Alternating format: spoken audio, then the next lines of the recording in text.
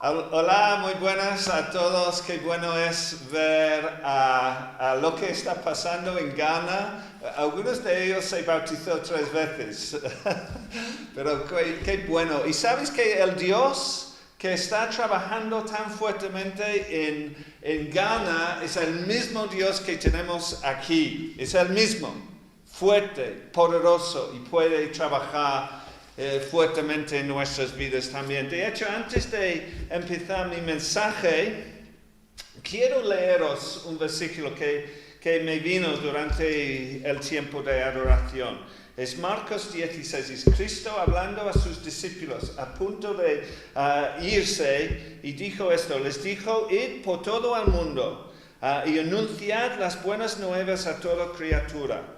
El que crea y sea bautizado será salvo, pero el que no crea será condenado. Estas señales acompañarán a los que crean en mi nombre, expulsarán demonios, hablarán en nuevas lenguas, tomarán, no puedo pronunciarlo, pero es lo que dice, tomarán en sus manos serpientes y cuando beban algo venenoso no les hará daño alguno. Pondrán las manos sobre los enfermos y estos recobrarán la salud. Dios es el mismo Dios que tenemos aquí y nos ha prometido que una de las señales será sanar a los enfermos. Mientras que no podemos poner nuestras manos sobre los enfermos, quiero orar por alguna gente en la iglesia. Creo que Dios me ha puesto esta palabra en mi corazón hoy. Quiero orar por Caroline, claro, y por Delgisa, por Ness. Pero a lo mejor hay más personas que tienen enfermedades o tienen dolor o tienen trastornos mentales, dificultades emocionales. Mira, es un momento para recibir gracia de Dios en nuestras circunstancias personales y físicas.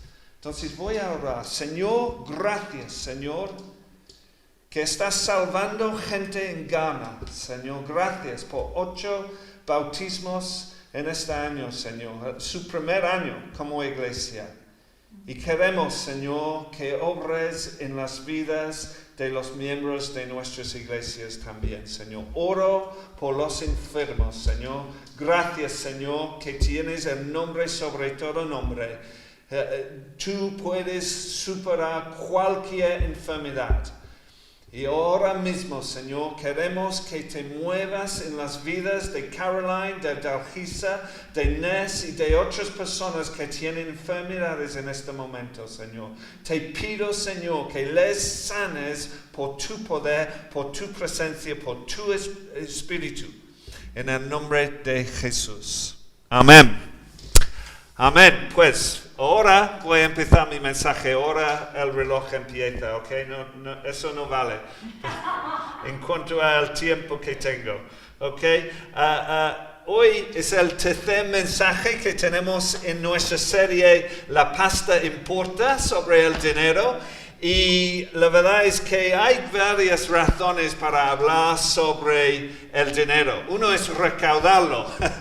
Muchas veces la iglesia evita este tema, es un tema delicado, de verdad, pero una vez al año a lo mejor hay un mensaje sobre el dinero y siempre tiene que ver con el dar. La verdad es que la iglesia tiene que recaudar dinero.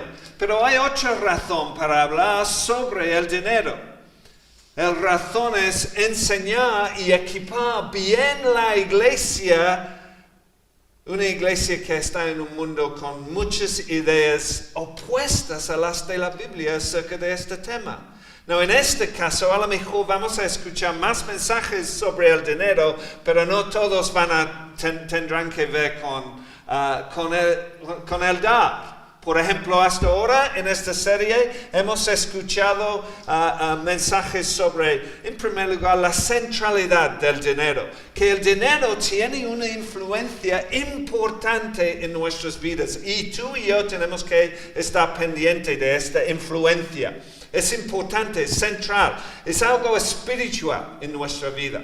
Número 2, hemos aprendido cómo ver el dinero, los bienes que tenemos desde la perspectiva de la eternidad. Es decir, que estas cosas nos llaman la atención, pero hay algo aún más importante. Vivimos con la perspectiva de la eternidad y los bienes tienen distinta perspectiva en esta luz. Pero hoy me toca hablar sobre el arte de dar. Pero quiero enfatizaros que es el mismo motivo. Quiero que estéis equipados y bien informados para que gestionéis bien vuestro dinero. Y hoy voy a hablar principalmente sobre el porqué, el motivo de dar. Como hay malos motivos para hablar sobre el dinero, también hay malos motivos para dar el dinero. También, por ejemplo, puedes dar por el sentido de culpa o de lástima, como si Dios dependiera de tu dinero, como si Dios estuviera pasando por una mala racha y pobre Dios, tenemos que darle algo. Pues no es así. Mira, Dios no necesita tu dinero, ¿ok? Otro mal motivo para dar es el materialismo. Algunos te prometen, si das, Dios te devolverá 10 veces más. Pero el motivo es ganar, no dar. Es materialismo y es mal motivo también. Otro mal motivo es para ganar favor con Dios. Es una forma de manipular a Dios. Si doy mi diezmo, Dios tiene que hacer lo que quiera yo. Pues es otro mal motivo. Hay malas razones para dar. Y de hecho creo que hay mucha gente que no da un diezmo o una ofrenda simplemente porque no pueden clarificar cuáles son los motivos. Y si las tienen bien. Entonces voy a hablar hoy sobre el por qué dar. Y número 1, el motivo 1 es por gracia. Es decir, que en el Nuevo Testamento dice creo que en Romanos 6 dice que no estamos bajo de la ley, estamos bajo de la gracia. Es decir, que todo de Cristo tiene que ver con gracia. Si eres nuevo con nosotros, si no eres creyente, lo más importante que entiendes hoy es este punto, nada más. Que todo de Cristo es de gracia, todo lo que recibimos, el perdón, la aceptación, la vida eterna, el favor de Dios, todo lo que recibimos es gratis. Es decir, que no podemos ganarlo, no lo merecemos, viene de Dios porque Dios nos bendice con su gracia, es de gracia.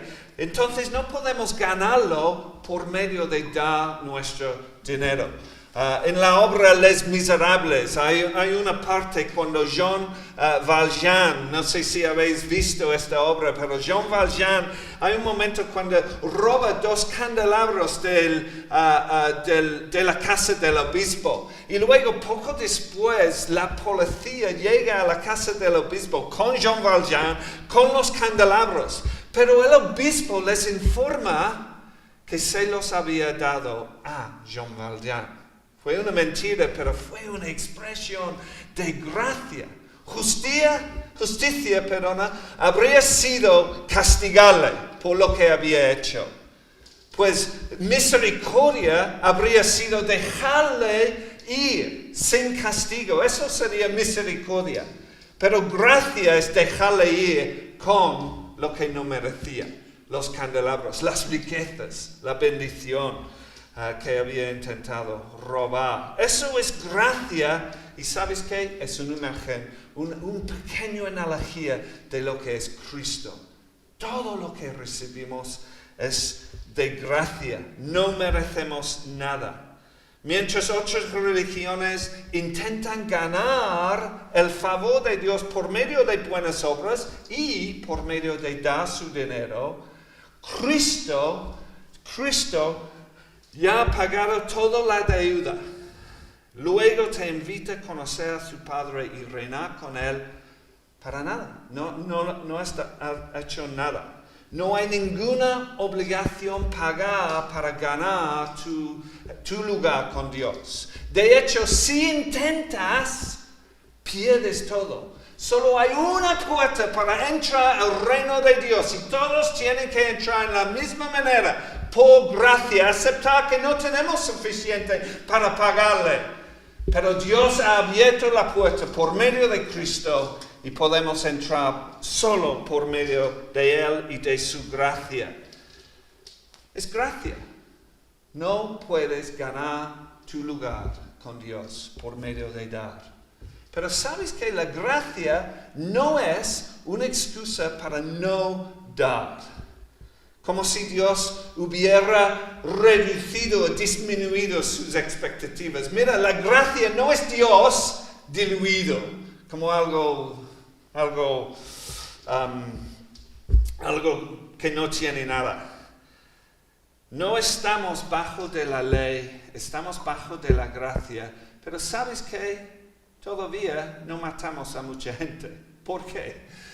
Porque sabemos que las razones siguen siendo igual, ¿no? No es bueno matar a gente. ¿Sabes que hay una normativa en España sobre el cinturón de seguridad? Creo que hay una normativa. Tienes que abrocharla, si no te van a poner una multa. Pero ¿sabes que si no hubiera una ley de cinturón de seguridad en España, los prudentes y los sabios todavía seguirían abrochándola? ¿Por qué? Las razones siguen siendo igual. Es para tu bondad, es para protegerte. Pues ¿sabes que es igual con el dar?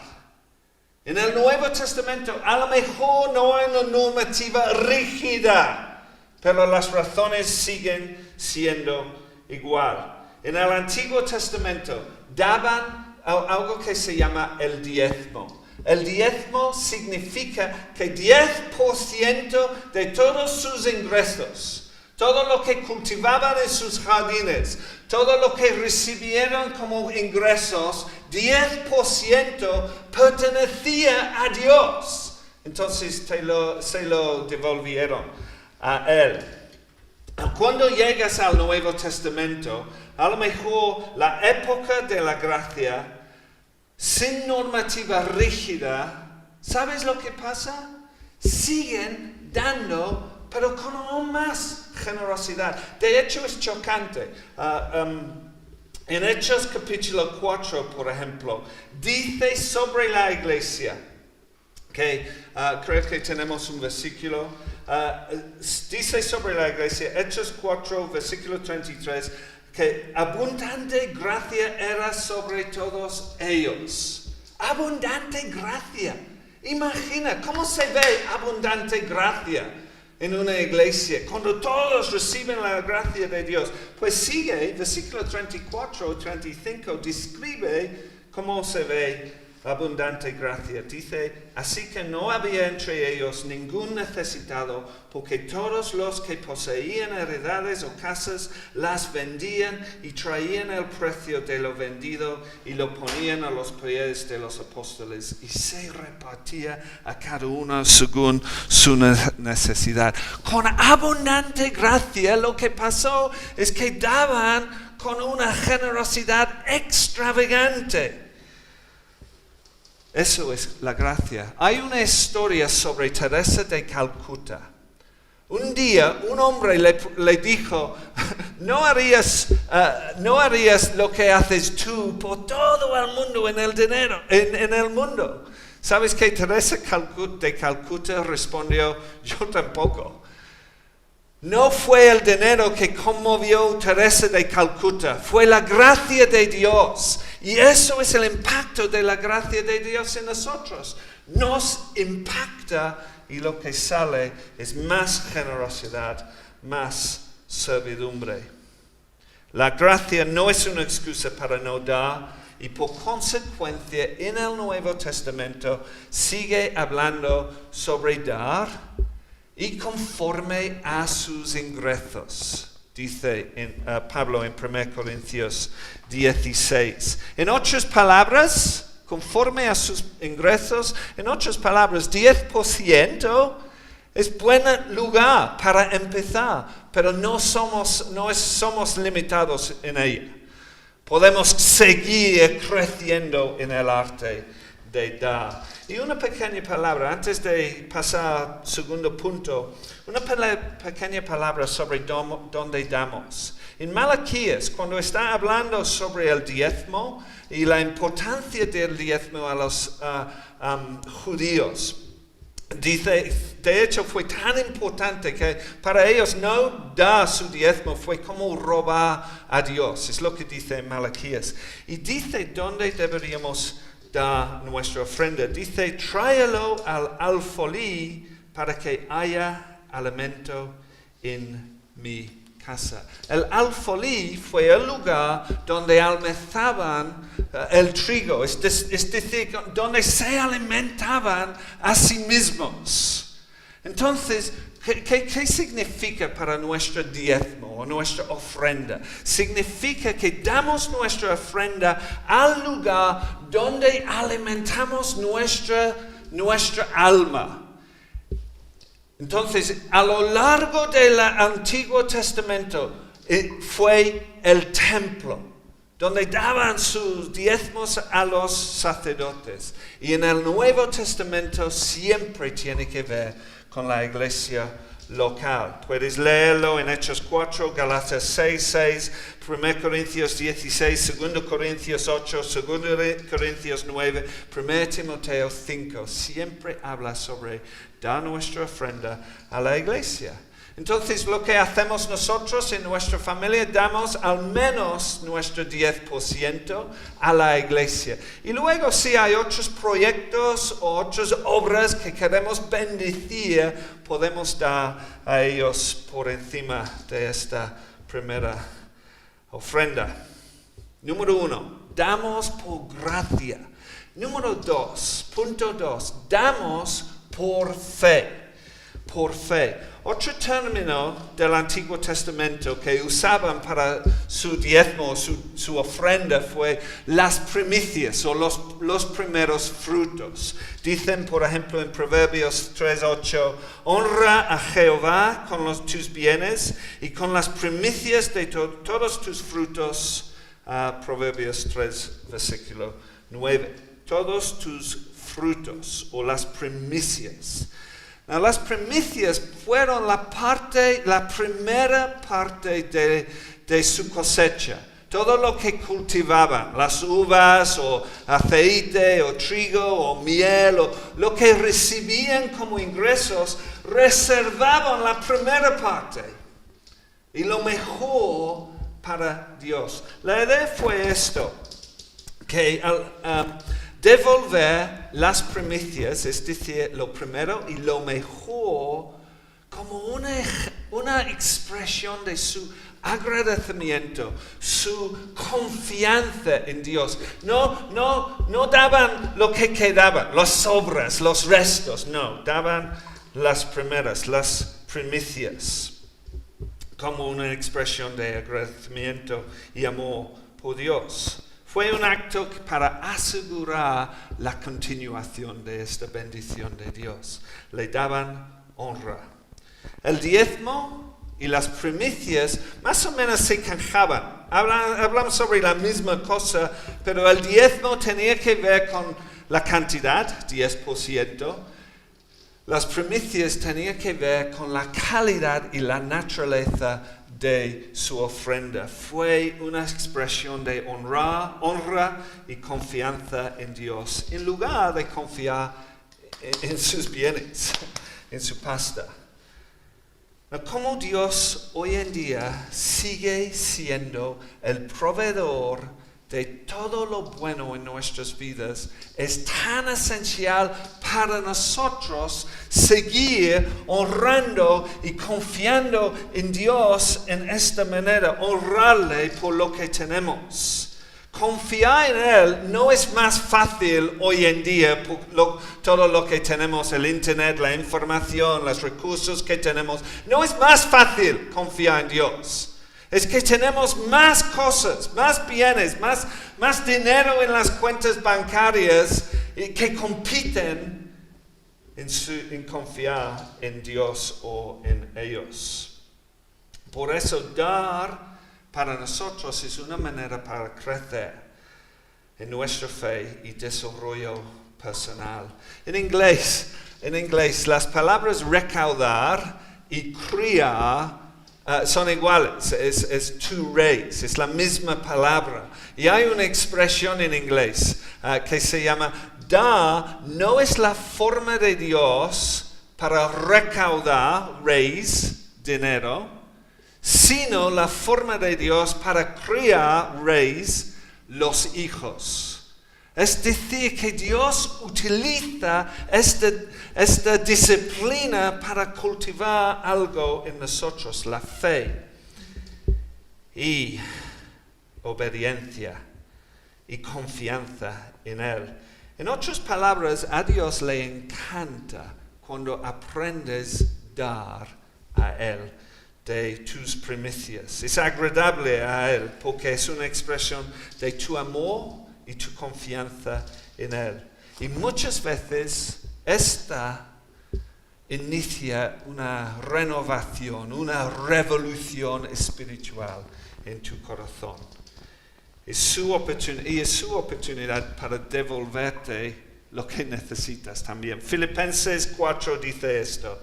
Describiendo la ofrenda de los filipenses, dice, es olor fragante, sacrificio acepto, agradable a Dios. Y dice esto, mi Dios, pues, suplirá todo lo que os falta conforme a sus riquezas en gloria en Cristo Jesús. Es decir, cuando confiamos en Dios con nuestras primicias, primera parte, lo mejor, Dios sigue bendiciendo. No es una forma de ganar un montón de dinero, pero es una forma de confiar en Él que seguirá bendiciéndote con lo que necesitas. No, por el concepto de primicias, damos lo primero y lo mejor. Reservamos los primeros ingresos, no lo que nos queda al final del mes. Es cuando llega, es porque Pablo dice, por ejemplo, en 1 Corintios 16, sobre el primer día de la semana. Es que recibían su sueldo semanalmente. Pero hoy en día a lo mejor para ti es mensualmente, pero es una buena destreza hacerlo regularmente y consistentemente así. Cuando lo recibimos, lo damos. Damos por gracia, damos por fe, finalmente damos por nuestro amor por Dios. La última expresión en el Antiguo Testamento sobre dar o ofrendar tiene que ver con una palabra o una expresión, ofrenda voluntaria. Es algo que hacían de vez en cuando. Fue algo extra, no fue una obligación en ninguna manera. Fue una expresión para expresar su agradecimiento, su gozo, su amor por Dios. Y siempre, casi siempre, fue una expresión de extravagancia, de generosidad ridícula. Pienso en el momento cuando hacían una ofrenda para el templo y la gente no paraba de dar. De hecho, al final tenían que mandarles que dejaran de dar sus ofrendas. O pienso en la historia en el Nuevo Testamento con la mujer que llegó a la casa y rompió el vaso de un perfume caro y lo derramó sobre la cabeza de Cristo. Nadie le había pedido que lo hiciera. No fue una obligación. De hecho, algunos se quejaron por el desperdicio de este perfume, pero Cristo le encomendó. Porque fue una expresión de amor extravagante a nuestro Dios, a Cristo. Jesús, en una historia parecida en Lucas 7, Jesús dijo, aquel a quien se le perdona mucho, ama mucho. Pero aquel a quien se le perdona poco, poco ama. Es un desafío para nosotros. Son los que han recibido de la plena gracia de Dios, que lo expresan con una generosidad extravagante, y eso debería ser nosotros del Nuevo Testamento. Por eso, para terminar, quiero hacer la lista de los motivos para dar, y no tiene que ver con obligación, es gracia. Mira, puedes recibir el perdón y el amor de Dios y la bendición de Dios porque Dios te ama y por nada más. No tienes que hacer nada, no tienes que dar nada. Es por pura gracia. Cristo te ofrece hoy salvación y conocer al Padre. Si no conoces a Dios, quiero pedirte hoy que consideres esta oferta de Dios a ti. Es por gracia. En primer lugar, damos por gracia, no por obligación. En segundo lugar, damos por fe. Damos por nuestro desarrollo personal y crecimiento espiritual. Damos también por el amor por Dios, por gratitud, y damos con gozo. He terminado.